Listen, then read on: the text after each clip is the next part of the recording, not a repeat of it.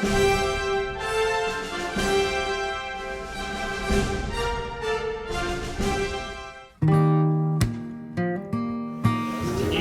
morning. We are all here on this beautiful spring day in Bent Tree. Good morning. We have plants, we have boxes. We're here, right? Because we're not all there, but we're here, right? All right, let's get today's program started. It's a beautiful day, nice morning, rain, which we needed, and we have a lot to cover today, so let's get moving. Lake and Wildlife, what is our mission? Living in Bent Tree is a privilege, which includes the responsibility to take care of the natural world around us. Therefore, Lake and Wildlife works to preserve the natural beauty and wildlife of Bent Tree by encouraging BTCI, Bent Tree itself, and all residents to be good stewards of our natural resources. We monitor, educate, and volunteer.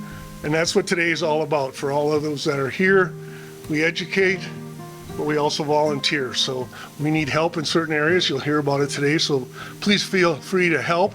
There's a lot of openings. There's a lot of things that you can do. Today we're going to welcome our new people that are here. We'll have our board liaison report, committee reports, our treasurer's report, and then the Georgia Nuthatch itself by Professor Diane Hayes, who's here. Diane, welcome. And some next box giveaways. And then after that, host plants and planting. Dara and Barb. And there are plants for all those who are attending, maybe almost.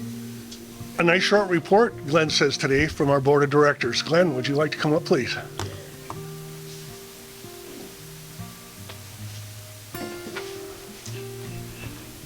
I'm proud to say in the past month the board has done very little damage to Bent Tree. We pretty much kept it running as it's supposed to. That will probably end next week when the dredging equipment for the lake is supposed to arrive. We're not sure when, but we're expecting them in the coming week. They'll start setting things up.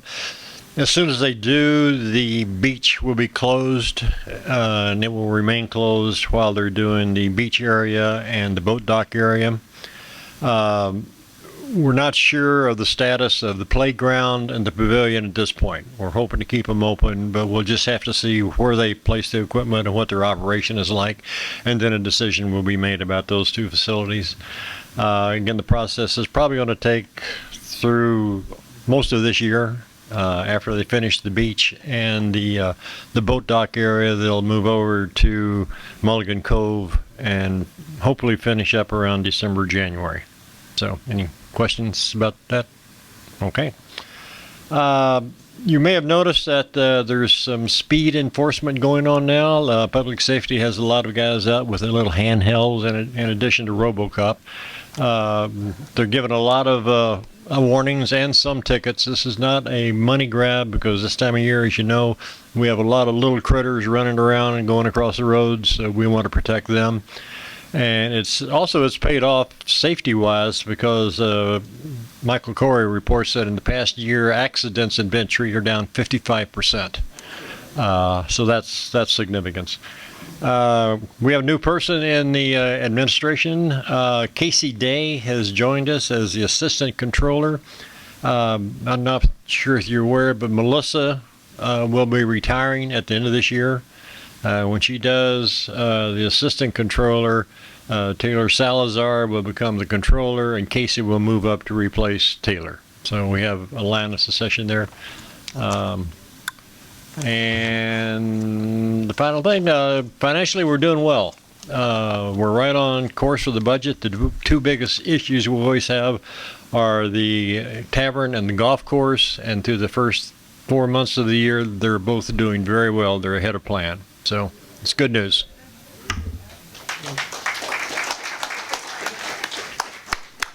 Thank you, Glenn. Good news. Lots of good news. Let's move on to our committee updates. Internal committees at Lake and Wildlife. First of all, we'll go to fundraising. And I'd like to welcome Sue Rivas here today, who is our new co-chair of Tamarack Treasurers. Susan, would you like to come up and say a few words?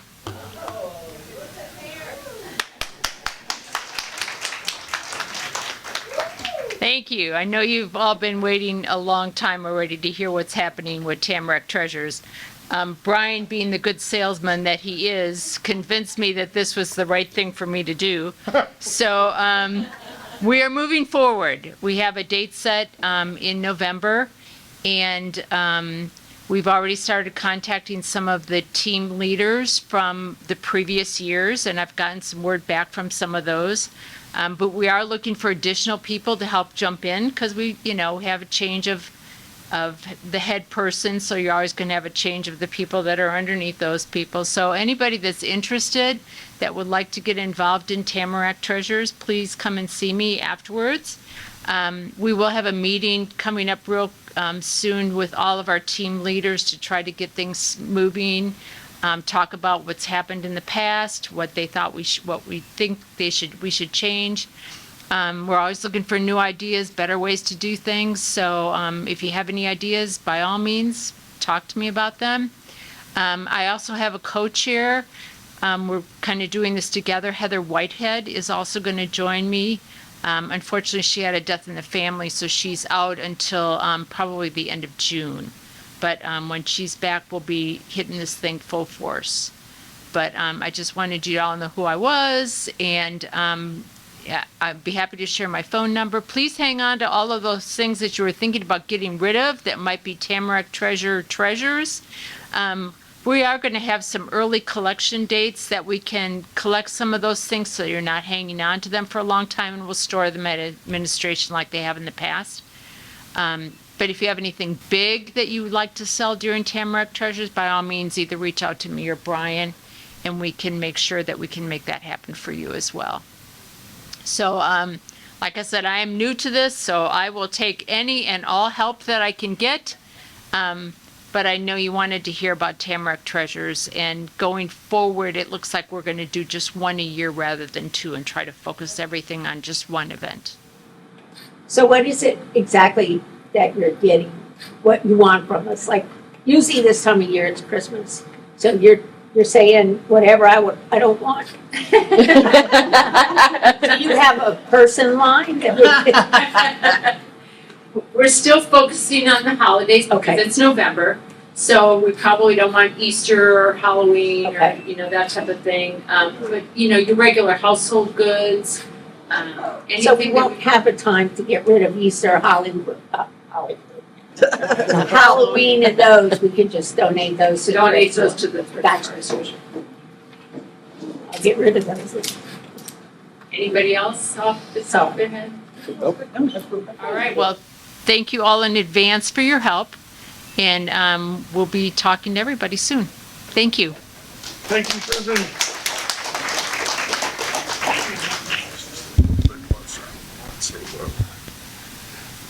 I really did have to twist her arm a lot to take that job. That's why she had surgery on her shoulder last month, which she did. But now look out, Gary, right? Save those dates. November 14, 15 will be the sale dates. They'll be collecting 9 through 12. Obviously, there's volunteers needed, and I know many of you have helped before, and Sue would appreciate your help again this fall. There's Susan's email, or she's in the directory too, so you can get it there, and her phone number. So anything you can do to help Susan, I know she'll be appreciated. So I wanted to thank her again for taking this challenge on. And I also want to thank her husband, Gary, who's going to have to be with her through this, but also I want to thank Gary because Gary's here today so we can thank him for renovating and redoing this whole podium. And he did a tremendous job. He donated his time and effort and wood to do this. So Gary, thank you very much. And also, Gary's also chair and manager of the woodworking classes at Youth Fest. So if you like to help Gary, if you like to work with wood and help him in teaching these kids, which is fantastic, let Gary know. Gary, thanks again. Appreciate it. Okay, we're going to move on to just a quick note on Whispering Springs. We did a tremendous job of revenue and sales there. We took in almost $1,000, $986,000 at the sales in those 2 days. Denise, thank you very much for organizing it and putting it on. Thanks for the volunteers too that went. This was a really good sale. Okay, I'm going to move on next to Tamarack treasures that we've already done, but now we're also going to move on to other fundraisers and other things going on. Kim? And Jen, I think you were going to come up here too. Okay, so some of you may know we started a community garden, and others, it may be a surprise. What, we've got a garden? Yeah. We started last year with the support of Lake and Wildlife, the board, Fred McClam, and the ACC. We were able to procure a spot and start a garden. And Jen was part of there was the garden that was at the S-curve, Jasper garden. So a lot of those gardeners lived in Bentry. And so it was a nice. It was nice while it lasted. Oh, there at the S-curve. Yeah, the S-curve. Yeah, our garden is Yeah, still. our garden is great. Yeah, it's still nice. Yeah, Brian, just that. Okay, so these were our first gardeners. So we really started right about a year ago.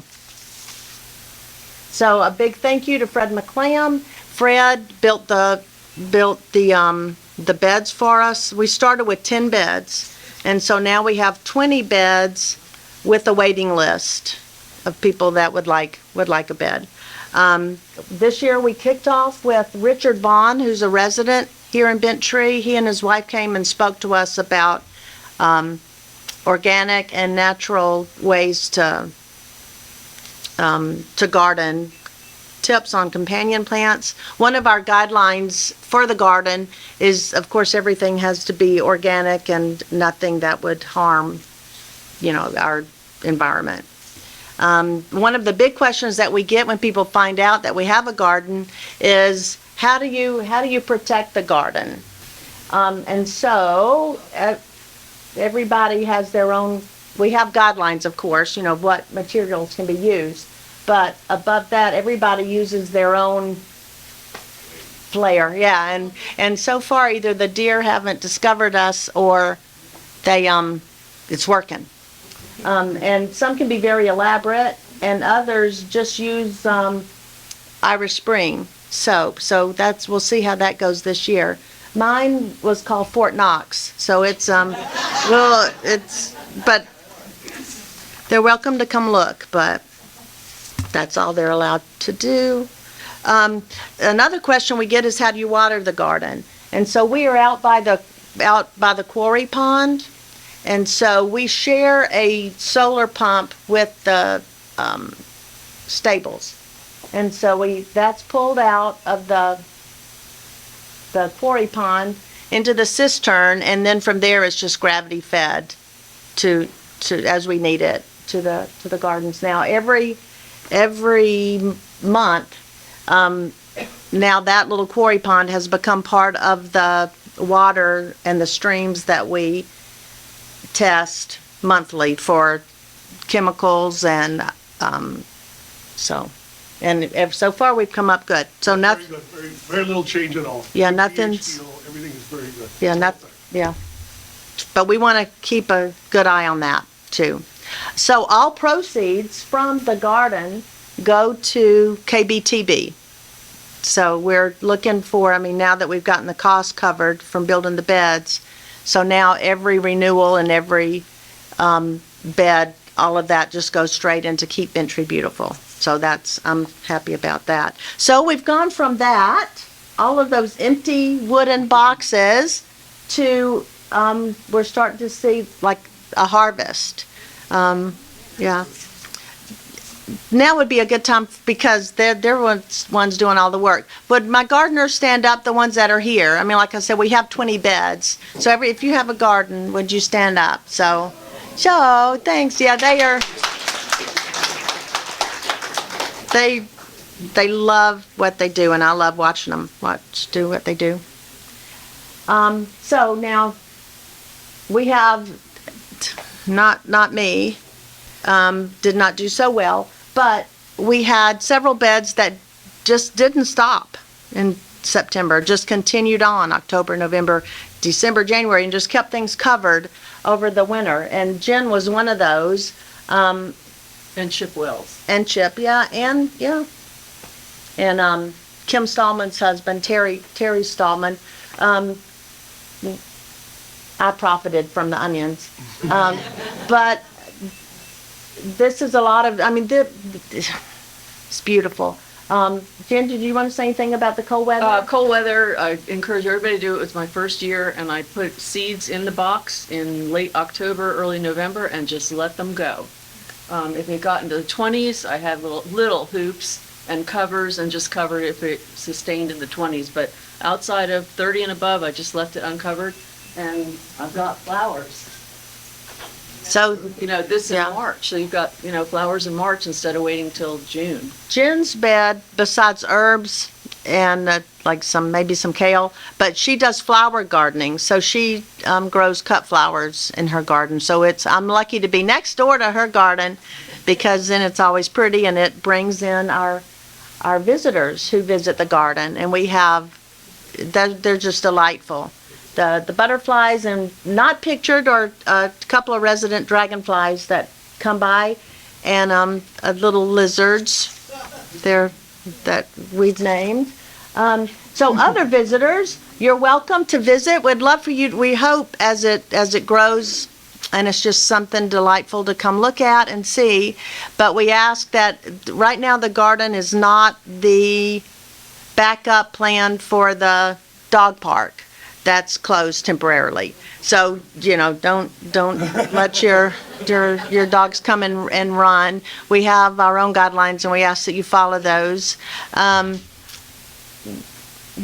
Please don't reach into the beds, or they are a little precarious, and you may not know it, but, we've had screens ripped out. Some of our protectors have gone off. So please just don't touch, look, but don't touch. If I know that when we have a harvest, the gardeners, we're going to have more than Lord willing, we're going to have more than we can, and we'd love to share, but, ask us and contact me. Hopefully in the fall, we'll be able to bring some plants up and just have let y'all take advantage of that too. And that's all. Okay. So thank y'all. We look forward to y'all coming and visiting. All right, now I have Andy's report. I have Andy's report. I promise, Andy. Let's see. Did anybody have questions about the garden? How do you get to it? When you came here, or then when you go outside? It's by the quarry, where the stables are. Just back there to the right, like where the quarry is. Okay. Just come back there. Oh, shoo! I would not want y'all word to get back to Andy that I'd lost his report. Okay, all right. He and Marietta would love to be here today, but they have one day to spend with their family that's visiting, and it happens to be today. So I'm glad that I can give them a little bit of a break and can give you his report. His report is that they have 35 yards of mulch about to be delivered. Well, it has been delivered, hasn't it? And it's ready to spread. So we need spreaders.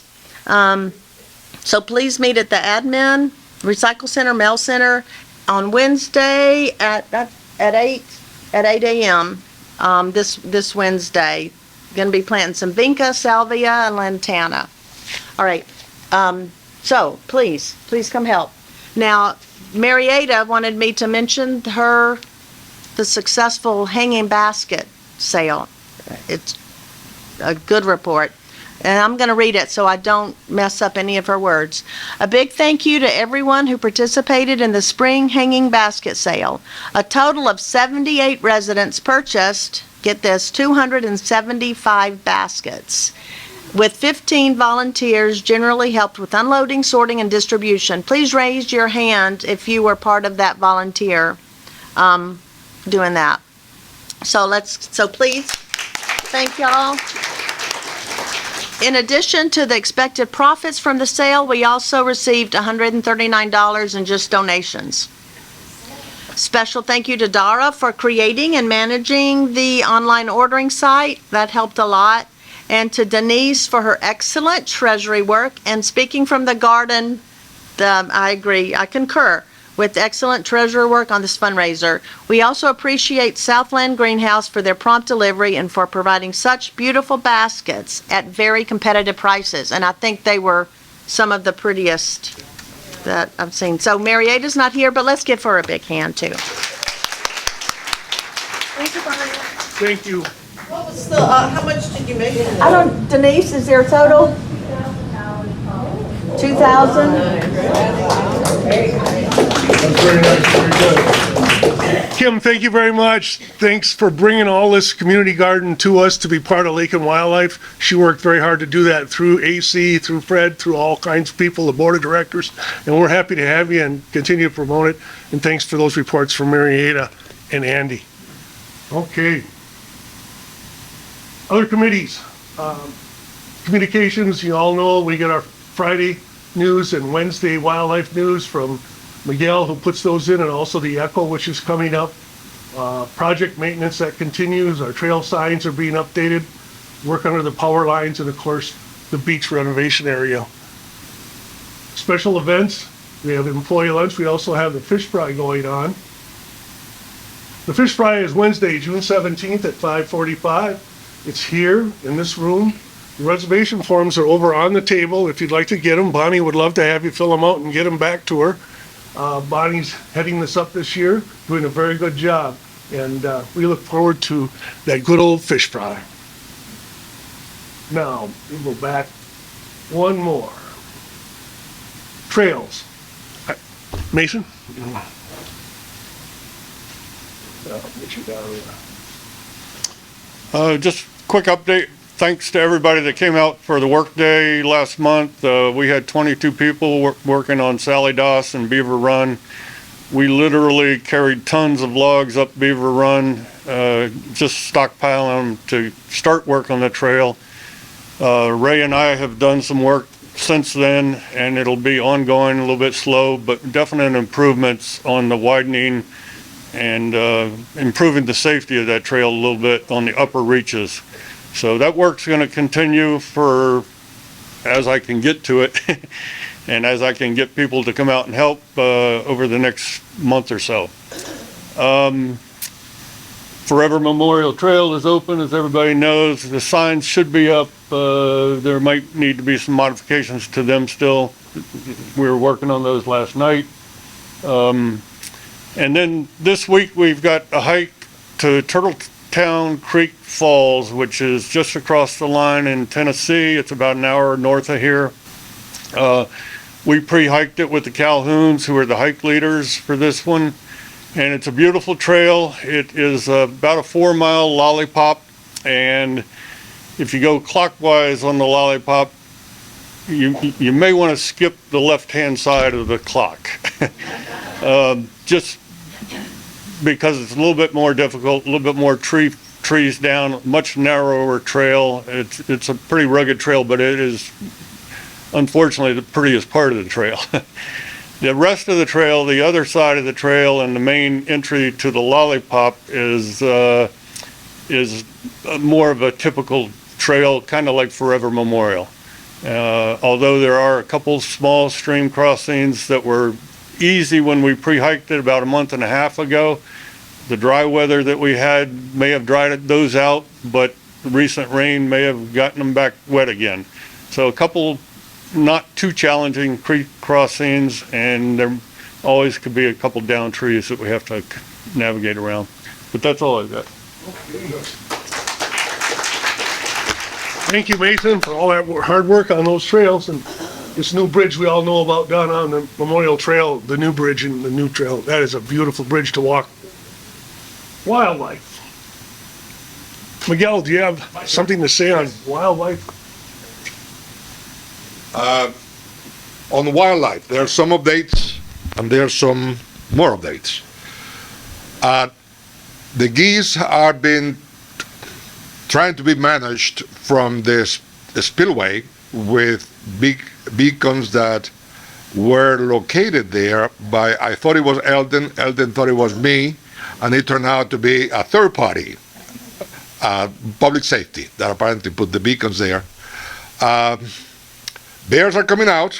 They're everywhere. They are, and we saw one here yesterday that was a big boy, big boy. The main point that I want to make is about deer. The deer, as you can, I don't know if you noticed, but we have plenty of deer around. And what is happening is this. I know that this may not be known to all of you, but it's a reality. Every year we do a deer count, and we provide the count of the density per square mile to public safety. They try to reconcile that with the guidelines from DNR. And usually the reconciliation does not go well. We end up having a lot more intentionally than the guidelines.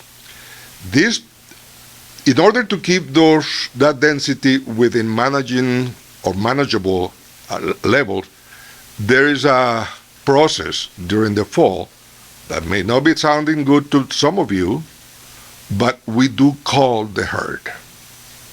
That is a necessity. And the reason for that being is that we have a limited amount of nutrients for the deer. If we don't call the herd, we are going to see things that are very ugly to see: malnutrition and disease.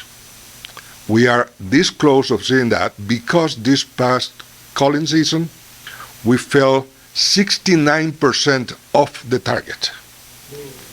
The reason for that being is that the team that does the culling was thoroughly harassed by many of our residents, and they quit. So the reason why I'm bringing that up is that this year we're going to be a little bit more open and a little bit more direct about this process, that in the past we've been kind of a little passive about informing people.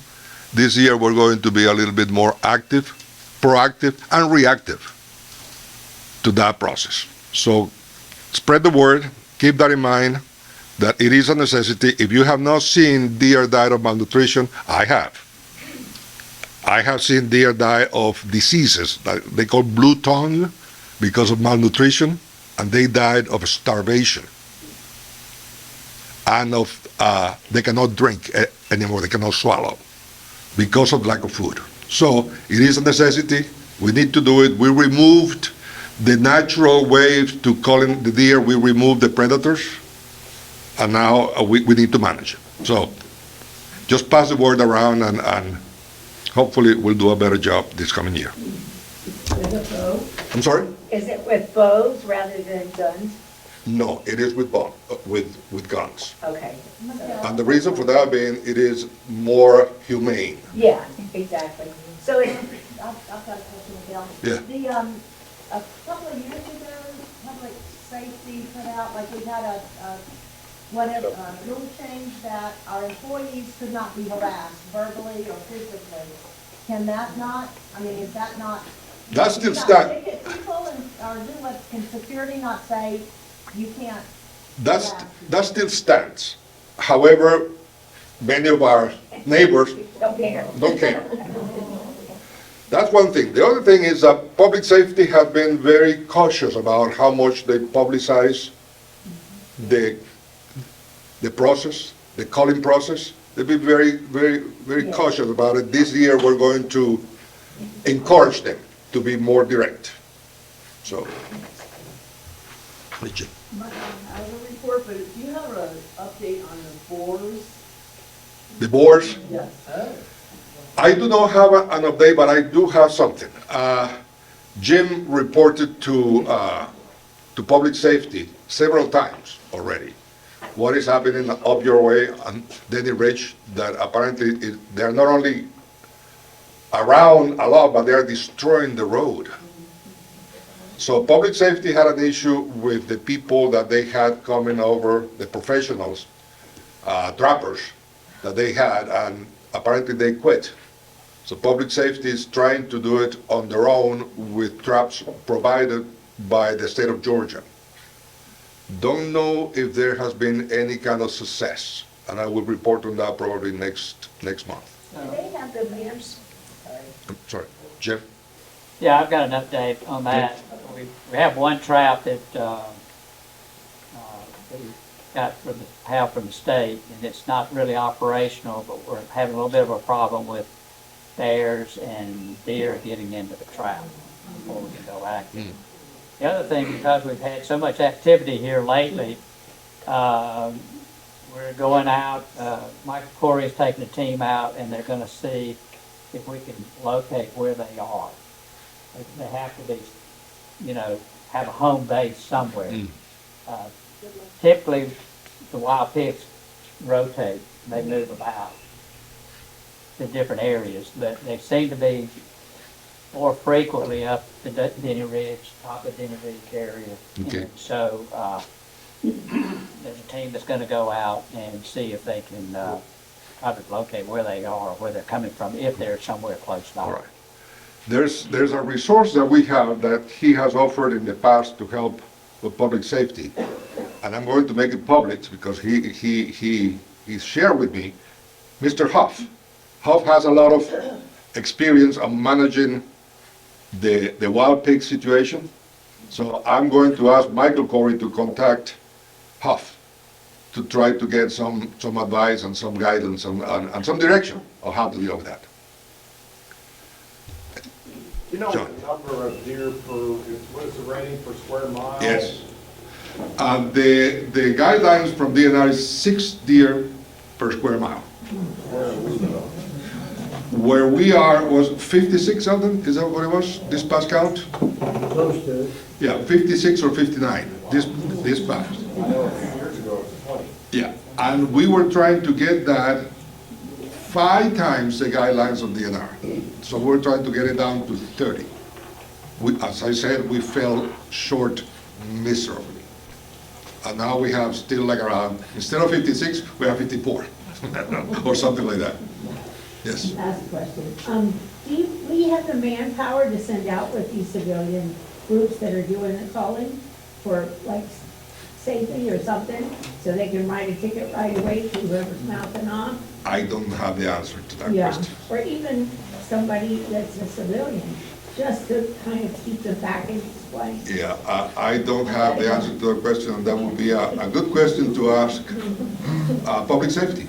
Okay, Yeah. sounds good. Okay. Any other thing? Miguel, thank you very much. Thank you. Appreciate it. Thank you. Very, very interesting topics, very controversial, but very necessary. Streams and the lake, in lieu of all the things going on today and the presentations in front of us, Huff and I decided we'll just keep it short. Streams are good, fishing is excellent, a lot of stuff being brought in. Huff said if you need some more details, you can talk to him after today's meeting, but the fish are doing very well and the lakes and streams are doing well. pH and DO is great, it's up, it's high, and we're very happy with that. No bacteria in the beach area at all, and we'll be monitoring that, as you know, right through the dredging process so we can tell what's going on, what's coming in, what's going out, and when it'll be safe to open the beach. Now we're gonna buzz ahead with all these different reports, and finally, we're gonna get to habit. Oh, we better do that. No, financially, we're very sound. The financials Denise has put together, began the year 23.2. Today, revenue is 7,400, expenses 4,900. So our balance is up 25,815. So we're very, very good shape. Revenues, you can see there, 5,300 from the hanging baskets, and the 2,900 as the cost. So that's that 2,000 profit. Partners meetings, coffee, donuts, always, but a very good investment as far as we're concerned. Community garden plot rentals 870. Whispering Springs, there's your income profit 946. Our expenses, there you go, 1015. Community garden 127 for all the stream monitoring kits and renewable products that we have to use and generate. 2,900 was the hanging basket. 300 for trail signs and 496 for administrative and partners meeting expenses, including this meeting. So we're in very good shape there. Now, we finally made it to the Nuthatches. Hey, Dara, if you'll come up and start this off. Absolutely. Well, before you start, Dara, What? about 2 years ago, we promised you a tree from the sales executive and sales, and also the executive group and the committee. And in 2 years, we tried to figure out where it was, try to find a tree. We couldn't do it, right?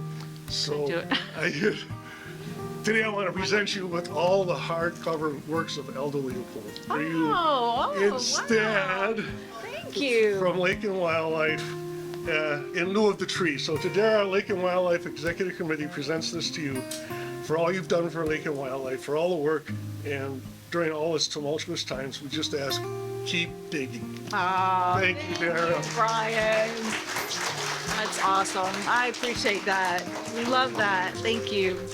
Thank you. So the last subcommittee report, Habitat Conservation, I think is the last committee that we haven't talked about. I would just direct you, if you haven't had a chance to look at all the posters and things over here, they will explain what the focus areas for Habitat Conservation are. Now, on to our main presentation. We work to protect birds, not just because they are beautiful and awe-inspiring, but because they are a crucial link in the chain of life. Just as canaries protected coal miners in the past, birds alert us to threats in our environment today. The vast distances they travel and the diverse ecosystems on which they depend make them unique barometers of our planet's health. If birds are at risk, so are people, and so is the intricate web of all life on Earth. When we help birds in their habitat, we help ourselves.